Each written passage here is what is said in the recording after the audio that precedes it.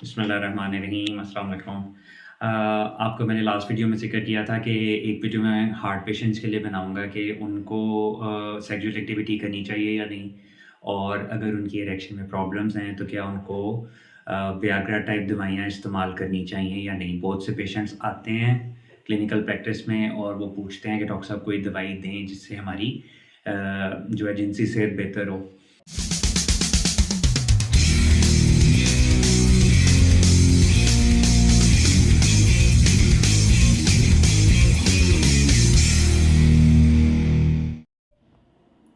बिस्मिल्लाहिर्रहमानिर्रहीम, अस्सलाम वालेकुम। आपको मैंने लास्ट वीडियो में ज़िक्र किया था कि एक वीडियो मैं हार्ट पेशेंट्स के लिए बनाऊँगा कि उनको सेक्सुअल एक्टिविटी करनी चाहिए या नहीं,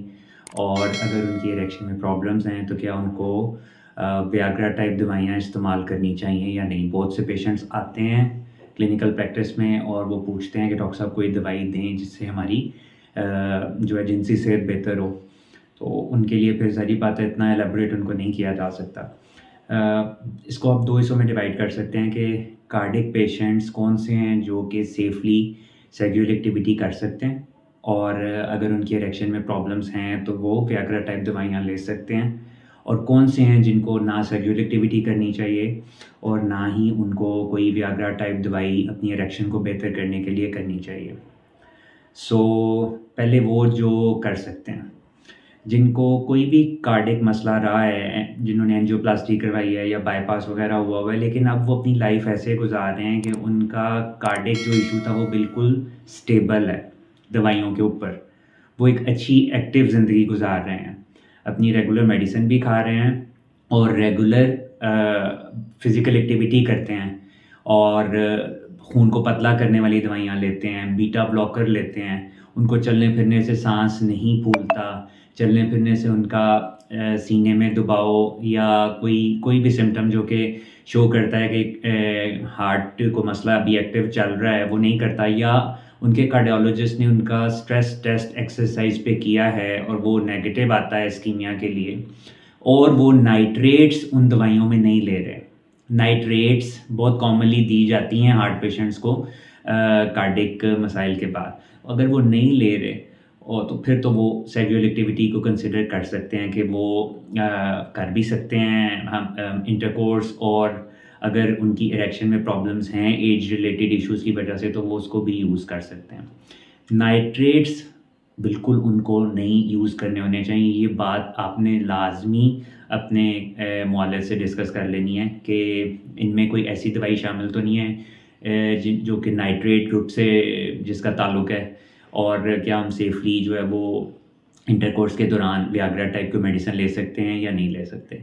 ये आ जाते हैं जो कि कंसिडर कर सकते हैं कि नाइट्रेट्स ना ले रहे हों और उनका स्टेबल हो हार्ट का मसला, वो करें, बेशक करें। दूसरे वो पेशेंट्स आ जाते हैं जिनका एक्टिव मसला भी चल रहा है, यानी एक तो ये कि उनका फिज़िकल एक्टिविटी कोई नहीं है। अगर वो थोड़ा-सा एक्सरसाइज़ या थोड़ा तेज़ चल लें या सीढ़ियाँ चढ़ने उतरने पे उनका साँस ख़राब हो या सीने में दबाव हो या उनको चक्कर आने लग जाते हों या उनको पसीना आने लग जाता हो ठंडा, मतलब कोई भी ऐसी अलामत जो शो करती हो कि अभी उनका हार्ट का जो मसला है वो स्टेबल नहीं है, उनको ना तो हम बिस्तरी, क्योंकि ये हम बिस्तरी के अंदर भी इंटरकोर्स के अंदर भी आपकी फ़िज़िकल एक्टिविटी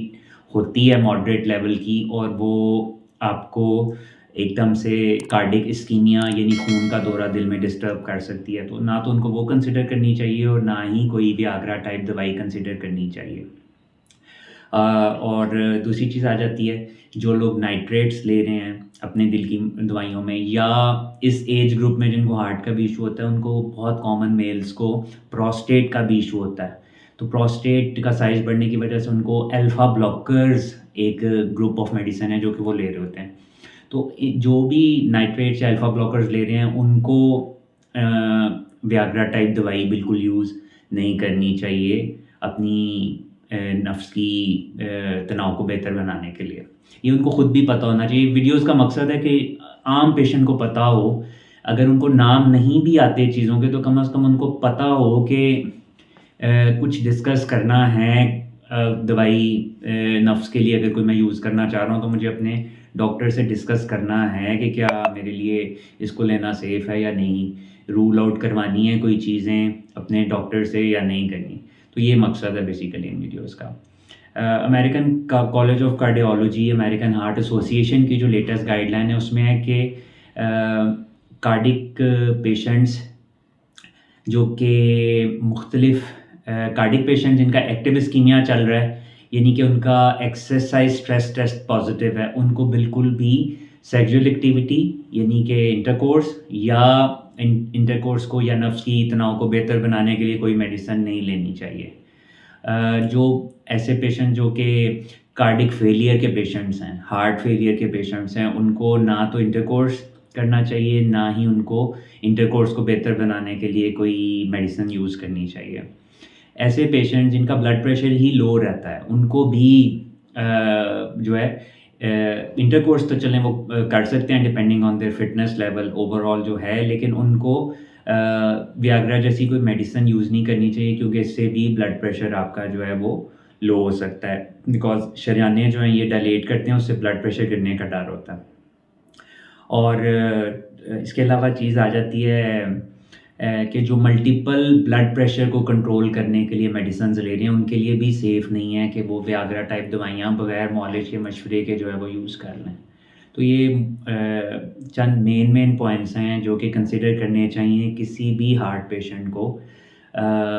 ये डिसाइड करने से पहले कि क्या मुझे इंटरकोर्स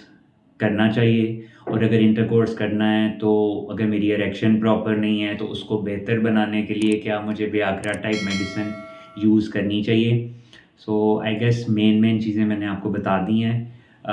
कोई चीज़ अगर नहीं कवर होती तो कमेंट सेक्शन में आप ज़रूर क्वेश्चंस करें, मैं फिर उनको अलग से कवर करने की पूरी कोशिश करूँगा। Thank you.